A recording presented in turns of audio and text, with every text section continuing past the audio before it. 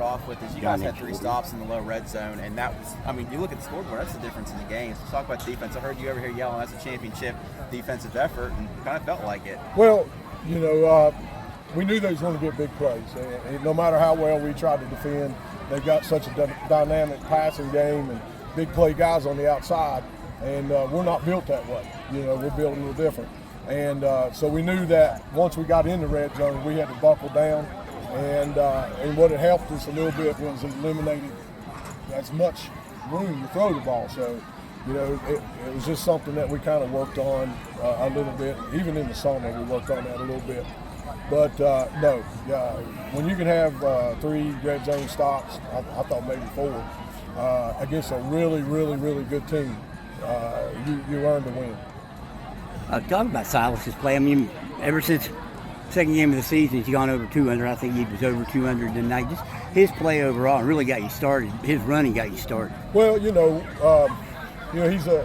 All-State running back, first team All-State running back, and we got a big offensive line, and they're growing up every week, and that's an expectation that we have of him. And he got in the weight room and bulked up from 180 to 212, and it's all muscle, and he's grown up a lot, and I'm really proud of him because he really worked really hard to get where he's at. And, we leaned on him tonight a little bit. Saw this build is the biggest regular season game in the history of the school. You think it was?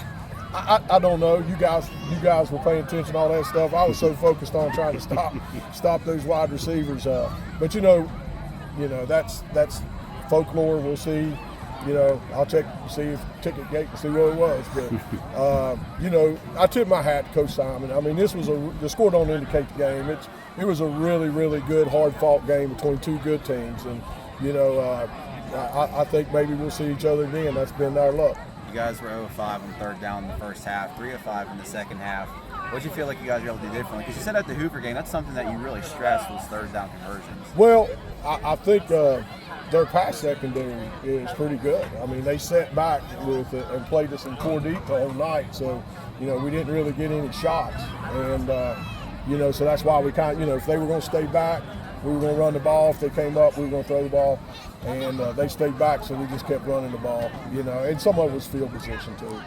Kind of expand on that defensive effort a little bit, because a couple of those were turnovers in the red zone, and your defense stood up and held them back. Yeah, I'm really proud of them. And what they did was we got 9 starters back off a semifinal team, and that's what you expect out of your kids. And you expect your kids to show up in big games, and they did. And and I'm really proud of him. I'm proud of our offensive coordinator. I thought he did a good job picking his moments. And when you get in these games, turnovers usually cost you the game. And I don't think we had any, did we? I'm not sure if we had one. Another thing that stands out, they were 4-7 on third down there in the first half, and I think 0-9 afterwards. So you guys put them in a lot of long situations and were able to clamp down. And it was kind of similar in the first half. They were able to convert a lot of long ones. What did you guys do differently to kind of keep them out of this? Yeah, we went to nickel defense in the second half. I felt like when we was in our base defense, we were really a lot one-on-ones out there. And in the second half, I felt like our front 5 could stop them in the run game, so we just put another defensive back out there, and I think that helped us a little bit. And I know this was a regular. I hope you'll answer this one. It's something else I'm working on. I've asked you all the time, do you think you're in that discussion yet? You've always said wanted to be Bluefield and Fairmont. I know you told me you need another championship, but you're undefeated against them up here. I think you've only lost once to Bluefield since you've been back.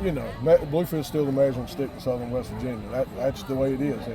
Until we win another one, I don't think we're in that discussion. So, you don't earn that respect on one. You got to try to get 2. Well, championships. Yeah, we've been in 2, but we got to win 2. I really believe that. I believe we got, and I think these guys in here believe we got a chance. I don't know if we can, but I think we got a chance, and I think they believe that, and everybody here believes that. But we got a very, very difficult schedule coming up, so it's just time to heal up and get ready for that. Youth League night for you guys.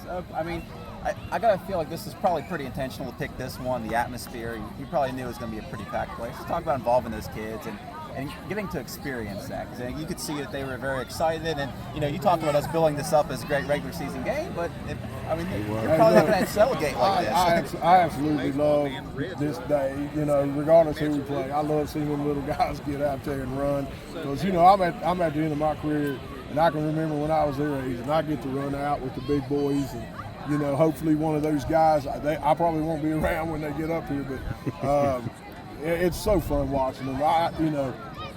I'm not trying to be a big old softy, but I just love when the little kids get to run on the field, and that's our philosophy here from the bottom up. We do our youth leagues and our middle school and us, we're all integrated. We practice at the same times a lot, and it's just, I put a picture on Facebook of Silas when he was running through out here on his day, So it's just something. I know a lot of schools do it, but it's something special for us. Were you here when he did that? Was that during your coaching tenure? No, Silas. Actually, these things, I've only been here 7 years, so these things have been with me 4 out of the 7. So, they've been with me the whole time. I got a soft spot for them. They've been through some battles, and they've been through some tough times, and they just stick together, man. We had a tough season last year with everything that happened to us, and this year they're getting rewarded for it. Thanks, John. Appreciate you.